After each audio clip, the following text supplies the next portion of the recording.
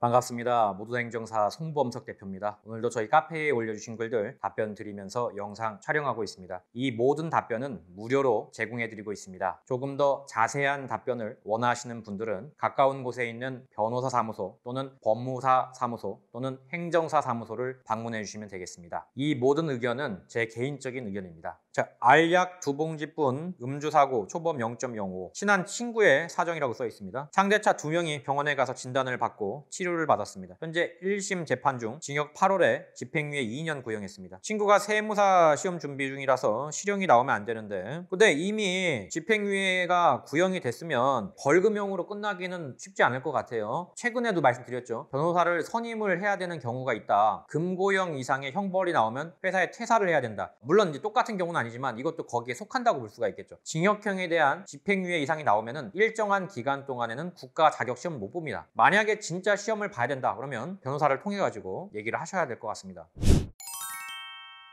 자, 소민맘이님 음주 3진 2009년 7월, 2009년 9월, 2020년 7월. 자, 3진 나오시죠. 11년이 지나긴 했지만 세 번째이기 때문에 집행유예가 예상이 됩니다. 물론 이제 벌금이 나오는 경우도 있겠으나 지금 2020년 사건 같은 경우에 대물까지 있기 때문에 일반적인 경우라면은 낮은 실형의 가능성이 있고 또는 대부분 징역형에 대한 집행유예가 나올 걸로 예상이 됩니다. 벌금은 좀 어려울 것 같아요.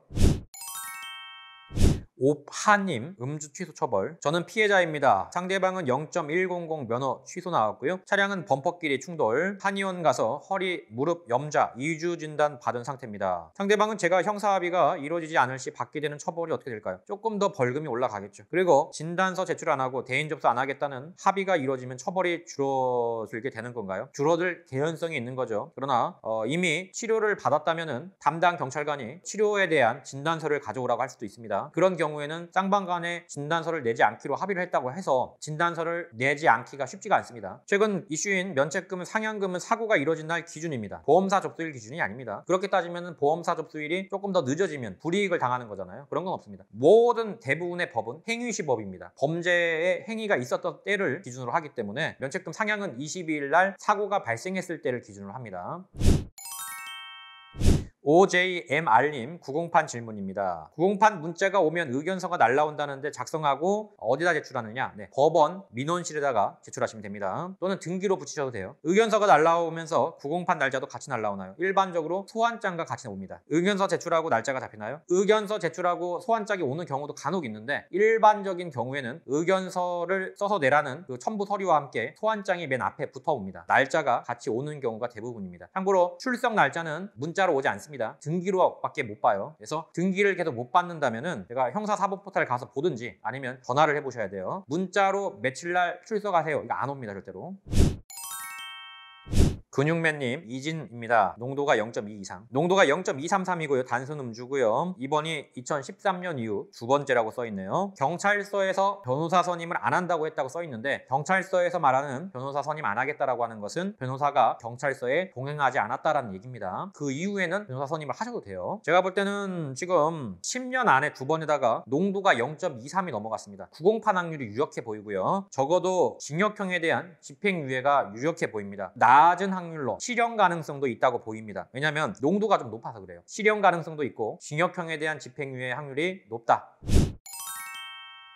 바닷가님 조사받았습니다. 조사관님이 집행유예 벌금 어느 쪽으로 생각하는지 물어보더라고요. 그쪽으로 어필한다고 어느 쪽이 나올까요? 그 조사관님께서는 도와주려고 그런 얘기를 하신 것 같긴 한데 경찰관은 기소권이 없습니다. 집행유예냐 벌금이냐는 철저하게 검사가 기소를 하는 데에 따라 달라지기 때문에 경찰 의견을 조금 반영은 하겠지만 경찰관이 그렇게 얘기했다고 해서 그렇게 나오는 건 아니니까 큰 오해를 하시면 안 되겠습니다. 벌금이면 1천만 원 이상, 집행유예면 기록이 남죠. 둘 다 기록이 남아요. 벌금형이라고 해서 기록이 안 남는다고 생각하시는 분들이 있는데 범죄 경력 기록 좀 떼보면 둘 다 나옵니다. 차량 매매 확인서는 일단 넣어주시는 것도 도움이 되는데 제 입장에서는 그렇게 크게 중요하다고 보지는 않습니다. 근데 간혹 가다가 판결문에 차량 매매 확인서 보고 조금 더 선처해줬다 약간 이런 내용이 있는 걸 저도 알아요. 그래서 넣어주신다고 해서 불리한 건 없지만 그것이 아주 큰 효과가 있진 않아요. 그런 부분 참고하십시오. 네, 여기까지 말씀드렸습니다. 네이버 카페 카테고리에 모두 다 행정사로 검색하시고 질문을 달아주시면 제가 최대한 빨리 답변을 드리고자 노력하고 있습니다. 또한 저희 모두 다 행정사는 7년째 언택트 비대면 업무로 진행을 하고 있습니다. 직접 방문 없이 업무를 처리하고 있다는 점 참고하시면 좋겠습니다. 또한 좋아요와 구독은 저에게 많은 도움이 됩니다. 이 영상을 보시는 모든 분들께 좋아요와 구독 부탁드리도록 하겠습니다. 여기까지 송범석 행정사였습니다. 감사합니다.